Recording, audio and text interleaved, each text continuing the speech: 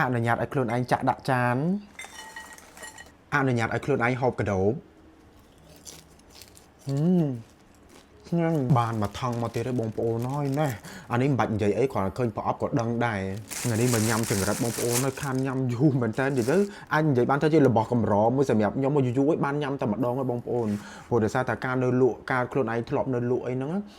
ញ៉ាំសឹងតែរាល់ថ្ងៃហ្មងដល់ពេលឥឡូវយើងរវល់ការងារច្រើនអីច្រើនហ្នឹងទៅអត់ដែរបានទៅអឺតមើលអត់ដែរបានទៅអីសោះបងប្អូនហើយឲ្យគ្រួសារគាត់ជួយមើលថ្ងៃនេះគឺយើងមកញ៉ាំ3មុខហើយបងប្អូនយើងមានកដោបដុកឌឿហើយជាមួយនឹងចង្រិតមកបងប្អូនឲ្យស្រួយហើយពេលយកទឹកកន្លុកជាមួយនឹងគ្រឿងឆ្ងាញ់ប្លែកចេកខ្ចីអូយឈ្ងុយ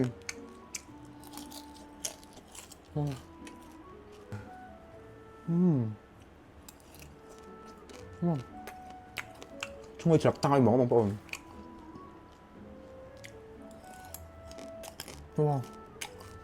ញ៉ាំលេងឆ្ងាញ់ហ្មងសំខាន់គេបំពងដាក់មួយលឹកក្រូចមានលឹកតើយបងប្អូនចង់ញ៉ាំចង្រិតកដោបដុកឌឿអីហ្នឹងឥឡូវគេមានលក់នៅក្នុង app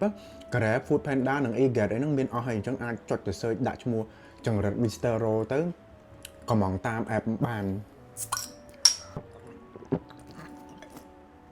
អូអានេះចង្រិតសពងសពងហ្មងញាក់សាច់ចំទេបន្តិចមក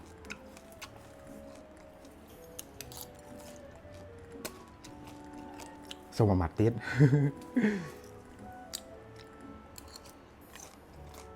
នេះគេក្លុកជាមួយនឹងគ្រឿងជូរហល់បងប្អូនមានរសជាតិជូរតិចហល់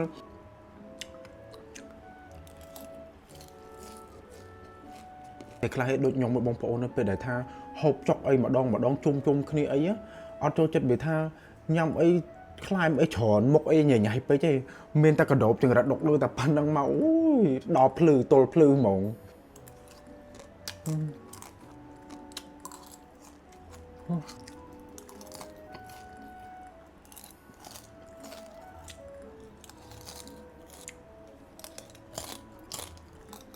ញ៉ាំចង្រិតឆ្ងាញ់កុំភ្លេចចង្រិត Mr. Ro